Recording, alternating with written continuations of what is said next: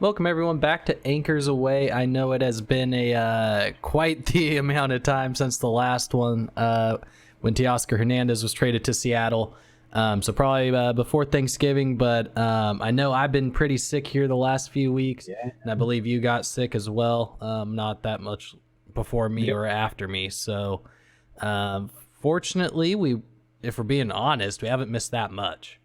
Right. Since the last time we did it. We missed one Seahawk game, missed one Mariner trade, and the Kraken have just been kind of doing their thing along the way. So really haven't missed too much for the amount of time that we've kind of taken a break unexpectedly. But we're back now and should be back here at least for the next couple weeks, at least until the Christmas rolls around, and then we got New Year's just a week after that. But well, let's get into this. How are you doing? How are things in Kentucky? Anything new on your end up there? Yeah, just trying to get through it. Kind of did the old finished at the Christmas shopping at the big old crafts fair today. So that was kind of a successful trip. And just kind of going through just seeing what's been happening at the University of Louisville. And it's quite interesting conversations right now for the area for that, big portion of it. So new football coach and a basketball team that hasn't won a game. So there we go. So we'll see how it goes. So yeah, that's been really interesting. And how about yourself? Not a lot. Being sick, I know how it feels. So yeah, no, I've been sick quite a bit here. Last couple weeks. Temperature was around 103, so it was fun. Fortunately, not throwing up like some of the coworkers that I have, so I'll at least take that as a little win. I would. Yeah. But let's get this going here. We are going back to our 5 minutes to get through this today. So I'm going to start the timer. Good. Once this pops up, we will go into our first topic of the Seattle Seahawks. Wow. Not a good game today against the Carolina Panthers. They've kind of been on a roll, but definitely a game that you expected to win, especially at home. Yep. What'd you think of today's game? 30-24 being the final. Really, it was probably 30-17 because it was a late, under a minute touchdown to end it. Boy, what happened? Yeah, I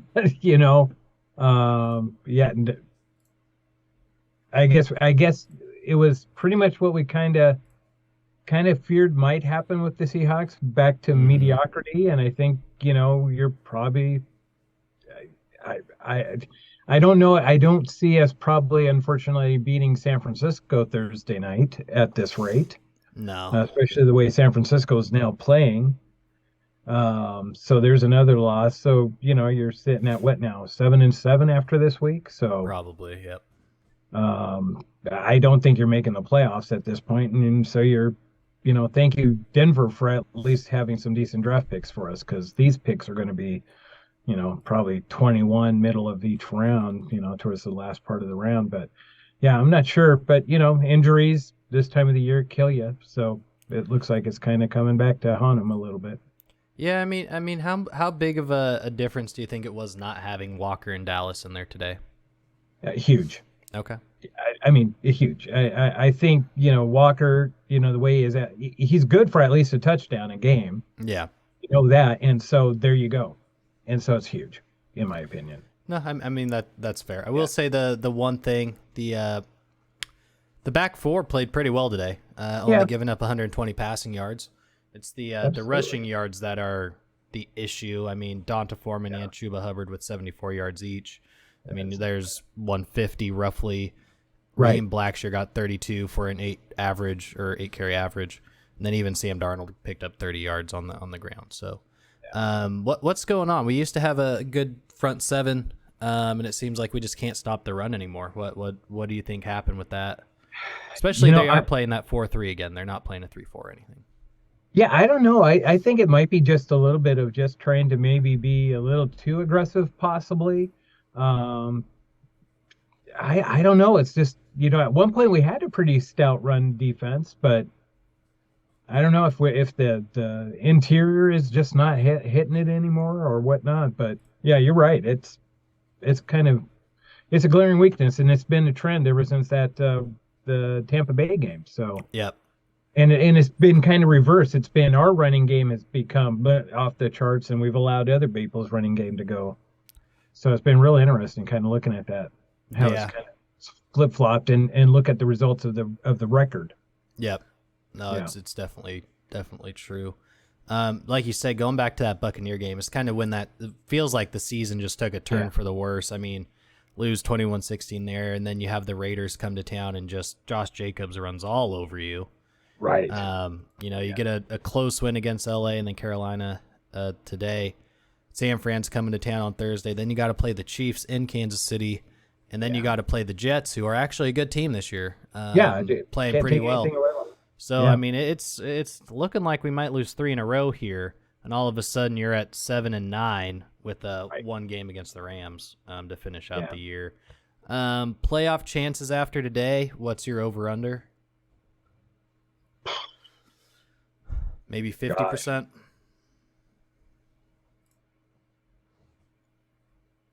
It's you know the NFC is kind of taking some topsy turvy stuff. So yeah, maybe 49% they're making the playoffs at this point. I'm leaning on they're probably not making it. Yeah, I think Yeah, that's unfortunately probably fair. yeah, because didn't Detroit beat Minnesota? They did. Yep. Yeah, and so that's it's starting to some teams are starting to get back closer to us, and it's like I don't know, but I don't see anybody except San Francisco out of the West at this point. But Yeah, right now Seattle's number 8 in the yeah, playoff hunt with the Giants 7-5-1. Basically, the whole NFC East is going to make the playoffs if it ended it, today. it looks like it. Yeah, yeah, and it's just it is what it is. Yep. But It's kind of more the season what we were expecting to have yeah, compared to how it started out. right. With Yeah. that said, that's our 5 minutes. So we will get this timer started back up, and we'll go to the second quarter here.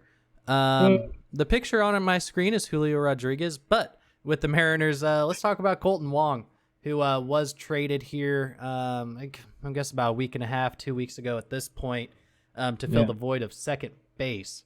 The initial reaction when you saw that Colton Wong was going to be in Seattle? Yeah, for what we, gave up, we didn't really give up anything. No. We had to get Winker out. That became apparent, unfortunately, especially with all the stories that were coming out. I really kind of like the guy, but unfortunately, if he is, what he was, then move him on. And we didn't really have a spot for Abraham Toro, No, not anymore. and so it was okay there. And so, yeah, if Colton can get back to where he was, just shades of a year ago or something, I think it's okay. It definitely sounds like it's going to be a kind of a platoon at this point with Dylan Moore, Yep. kind of the left hand, right hand situation. But yeah, if he could, just stay within himself and not chase like he's capable of doing, I think it's a good stopgap measure. It's obviously not the long term answer, No. just looking at it, since we just have them for it's really it's almost like a rental, 1 year rental, Yeah. It really which I is. don't mind. Because there really isn't another second baseman out there. Obviously, that's what they were trying to get. They Yeah. aren't looking at moving a shortstop over or moving JP. That became pretty apparent. Yeah. Um, and with the numbers that the guys are getting right now, it's like, yeah, maybe this was a good move just to kind of hold off 1 year.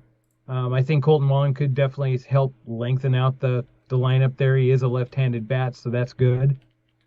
So you definitely probably won't see him batting in the top of the order, because we've already pretty much got the top of the order already figured out. So, figuring him in at that, the 7, 8, 9 spot, I think works out great. So I think it's a good stopgap measure for the year. If he Yep. works out, great. I mean, he has a good attitude. So, wants to be here. Is kind of excited to be here. Yeah. Saying all the right things. So, And it sounds like he was a great locker room guy for the Brew Crew. So from what everything I'm reading, so Hmm. and he seems to be a good player. Because he started out with St. Louis, right? Yeah, drafted by Minnesota technically. Yeah, His original was 2008, drafted by Minnesota, did not go to them, and then was drafted by the Cardinals in 2011. right. Okay. So and he did get to ride that Super or The World the Series. World Yep. Series year. Yeah, his So first year was the World Series, I believe. so not too shabby, to come in that way. So and he's been steady, just a Yeah. steady at second. So I think if you can get the steadiness out of him, definitely more production out of second base. Anything at this point is great. And I think it's just see what you get. Yeah. Attitude wise, he's good. But yeah, I looking hindsight in 2020, I didn't see any long term or any 3 4 year deal second baseman out there, right? That's readily available. So Yeah. probably a good move. Yeah, no, it definitely does seem that way. Colton Wong is, a career 260 hitter, won Yeah, a couple gold gloves not too long ago. Definitely feels like you said a stopgap, just someone who can, play for the year, see what you get with him. Kind of looking at next year's second base free agents, there's nobody. yeah. Nobody at all. Really, next year's free agent class is it's not great if we're being No, honest. no. The big name is Shohei Otani, and it's not like we're gonna get him. Right. So it kind of makes me wonder what are they saving the money for? I guess because the Kenta Maeda signed to or Kodai Senga, sorry, Yep. signed today, and it doesn't really feel like. I mean, maybe there's a trade coming. Brian Roberts obviously is the name I think a lot of people want from Pittsburgh. Right. Um, but I would like to see one more bat. Oh, I absolutely. don't hate Colton Wong in like a 6-7 spot, JP at 9. Teoscar obviously will be in right field. Um, Right. but the left field spot, I would just like one more to lengthen Yeah. the lineup just that much more. And kind of protect Julio and Ty, and I just don't know what they're doing. Yeah. It's interesting. It's very interesting. I don't think we needed to do the Trey 11-year, $300 million. I think that's ridiculous. Yeah. But That. it Yeah. still feels like there's got to be something that they're not doing that they could. At least Yeah. that's kind of how it feels right now. So that is the time. So let's restart Hey. this timer here, and we got one more quarter to go. So here we are. Let's talk a little bit about the Kraken today, who Yeah. have just scored again and are up 5-1 against the Oh, Florida nice. Panthers. That I believe turnabout's fair play. Yep. Turnabout's fair play. Matty Yeah. Beniers, I believe, has a goal and an assist tonight. Yanni Gord just scored. Burakovsky, Eberle, and Daniel Sprong all with goals on the night. And Martin Jones having a great game as well. 24 for 25. Yeah. Again, just kind of talking about the Kraken in general. They've been fun to watch. Oh, absolutely. Obviously Friday was a little bit of a rough patch, and then Yeah. they're bringing it right back to Florida after losing 5-1 a couple days ago to Florida, but now they're doing it to them, so it's nice to see. Yeah. Just going kind of back through the schedule here, there are a lot of wins. Had a nice little 7 game stretch there Yeah, for sure. going back to Yeah. November 17th. It's been fun. Like they're actually a lot of fun to watch this year. Oh yeah, and it's not, and especially what did they have, like 3 games back to back of overtime wins? Yes. Yep. I mean, just unbelievable how they've been, pretty much in every game except, they've had the blips where they kind of go Yep. 5-1. Okay, we get it. You're going to have stretches like that, but really competitive. I think that's probably the biggest thing this year is they are competitive. Yeah, pretty Yep. much night in and night out. Yep. You don't feel like they're going to get blown out this game. No, and I mean just kind of looking standings wise too right now. They are going to overtake the Los Angeles Kings as they were down 1 point before tonight, and Right, they've so played 4 less games than the Kings as well. Beautiful. So really Yeah. nice to see there. I guess not really a surprise, but just kind of a standout. I mean, it's who we expected. Matty Right. Beniers, as Florida just scored, but there's only 50 seconds left, so not a big deal. Yeah. Yeah, that rookie of the year seems more and more doable every Yeah. game. Um, Yeah, if he I'm keeps up the pace, yeah, it's going to be hard to, I guess the goalie for the Knights is yeah, also he's playing really well. outstanding too. But it's going to, if Maddie can keep the scoring pace up, it's going to be hard to keep it out. Yeah, I mean only essentially 5 games without a point right now. So Yeah. um, and then Shane Wright also getting his first goal not too Yes. long ago against the Montreal Canadiens. Obviously now he is on loan to the Canadian team, so we won't see him for a little bit here. Yep. But good to see from him getting his first goal. I think that was probably quite the relief for him. Yes. Just getting it out of the way. It's finally done. No need to worry about it anymore. And he'll be back, and I think he'll start to play a little more as well. Yeah. With Seattle. And nice way that Seattle kind of was able to keep him to this point Yeah. without getting him to the ninth game, which if he still has a ninth game in pocket Yeah. that they can still use, and then to still get him, like they said, with you know um, upper echelon players that he's going to go up against in the U20. So yeah, even more ice time for him. So really, really wise that they've really tried to get some more ice time for him, and it looks like it's paying off. Yeah, like it felt like it, at least at first, didn't really make sense like what they were doing with him. Right. But obviously, looking at it at this point and seeing what they're doing, it's made total sense and definitely the right move. Yeah. With him and getting him as much, I guess, competitive playing time. Yeah. Without Yeah. wasting him. That's Exactly. kind of at Yeah. least been what overall it's been a really good move I think for him and for the team. Yeah. As it's now final, Kraken win 5-2. Nice. But really quick here, I know we're gonna kind of jump back. Denver did lose today, so they are now 3-10 thanks to Kansas City. And Russell Wilson suffered a massive concussion from Frank Clark today. Oh, I did not see that. Oh, really bad. You actually kind of felt bad for him when you see his face. Really? Yeah, Oh, okay. it was nasty. Is this actually bad for Seattle now that they're going to be playing a backup quarterback in Denver and it's not Russell Wilson? Are they going to start winning games now? No. No.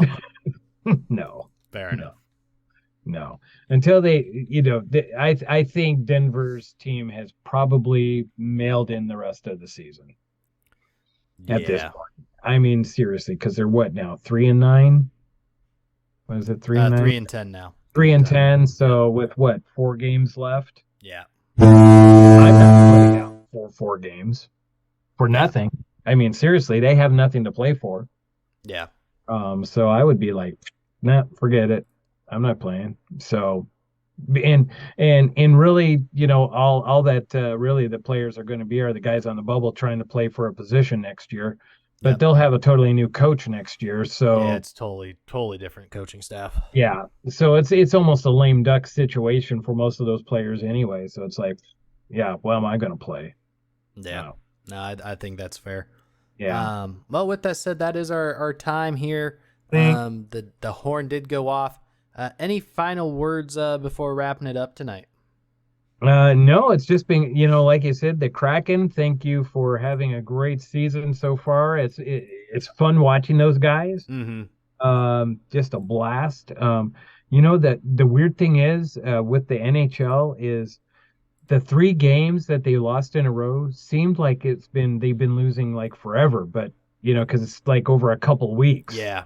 Yeah. And I kept going, God, they have already lost 7 games now? So thank God the NHL isn't as bad as I thought it would be. So yeah. Because it did seem like they were losing just every night. Yeah. For a while there. So I'm glad it was only 3 games. So way to come back. They're just fun to watch. And really you kind of see who they missed last year. Yeah. Brandon Tanev just playing out of his mind. Glad to have him back. He's really made a difference. And Al, you kind of to the point of we were talking about kind of was Dave Haxtell the right coach? Yeah. Just because of the first year, you kind of went, whoa. But they actually did like a regular expansion team should do, and with all the weird stuff with COVID still and the injuries and stuff. And now they're playing like, oh, okay. Now Yeah. they're playing like we thought. Yeah. So, Exactly. and that's fine.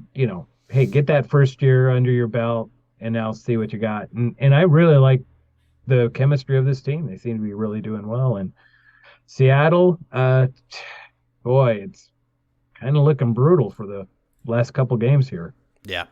Definitely not a easy way to end the year for the Yeah. Seahawks. It's unfortunate, but Yeah. at least Denver keeps losing and having Yeah. a season now that we kind of thought we would. So, It's been fun. Yeah. It really has. The young guys are doing great, so it sets up really well for next year. yes. So now the question, of course, the big question will be what to do with Gino. Yeah. And That'll be talked about a lot a by lot. every So, national and local. yeah. So it'll be real interesting. And I'm sure Gino is going to get some offers floated his way. So Yeah. Carolina, there's going to be teams. There will be teams for absolutely sure that there's are going to be offering. some teams. Yeah. But we'll have to talk about that next week, Yeah. or not next week, whenever the Yeah, next next week, episode yeah. is.